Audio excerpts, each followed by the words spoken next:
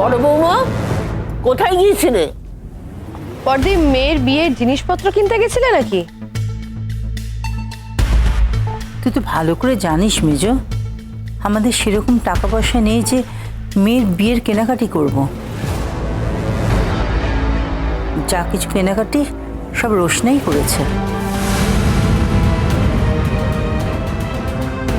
এই জন্যই বুঝি রোশনাইকে ইনভাইট করে এই বাড়িতে রেখে দিয়েছো মা?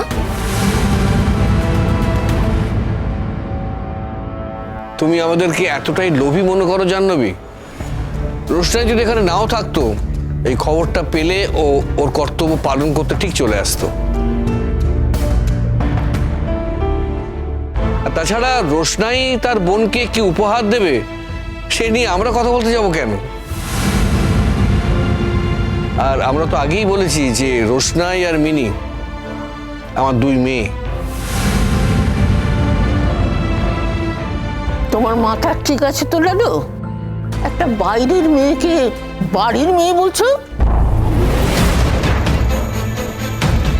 কি বলতে চাইছো বলো তো তুমি জেঠুমণি? কি বলতে চাইছো? তুমি নাকি আরণ্যককে নিজের ছেলের মতো দেখো, আর এই মেয়েটা সেই আরণ্যকের নামে একটা নোংরা অভিযোগ এনেছে। দেখো, আমি এই নিয়ে কোনো কথা বলতে চাই না।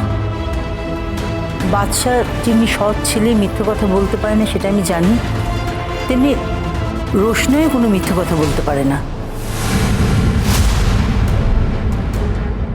আমার মনে হয় যে কোনো ভুল বোঝাবুঝি হচ্ছে। 1 মিনিট বড় মা, মানে রোশনাই মিথ্যে কথা বলে না মানে? কি বলতে চাইছো যে রোশনাই আরণ্যকের বেবি ক্যারি করছে? হ্যাঁ, আর কি প্রমাণ করতে চাইছো তুমি এটা বলে? আমাকে বাড়ি থেকে বের করে দিতে চাইছো? মা, এগুলো কি বলছো তুমি? একটু কথাবার্তাগুলো বুঝে শুনে বলো না। তোমার এরকম ধরনের কথাবার্তার জন্য না আমি ছোট হচ্ছি সবার সামনে, প্লিজ। তুই এসব কথাবার্তার মধ্যে ঢুকছিস কেন? ঢোকার তো দরকার নেই। যাকগে মা, তুমি তো চাওনি এই বাড়ি থেকে মিনির বিয়েটা হোক, তাই যাতে কোনো মন্দির টন্দিরে মানে পাড়ার মন্দিরে যাতে মিনির বিয়েটা না দিতে হয়, যাতে কোনো প্রপার বাড়ি থেকে দেওয়া যায়, তো সেইটার সন্ধানেই গেছিলাম আর কি। কার বাড়ি, কোথায় বিয়েটা হচ্ছে জানতে পারি কি? আপনারা নিজেদের বাড়ি থেকে বিয়ে দিতে চাইলেন না মানে এটা তো নয় যে অন্য কেউ সেটা দিতে চাইবে না।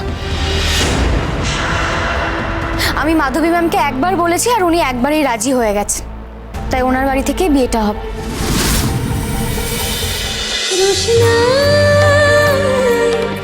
রোশনাই সোম থেকে রবি প্রতিদিন রাত 10টায় স্টার জলসায় ও জিও হটস্টারে।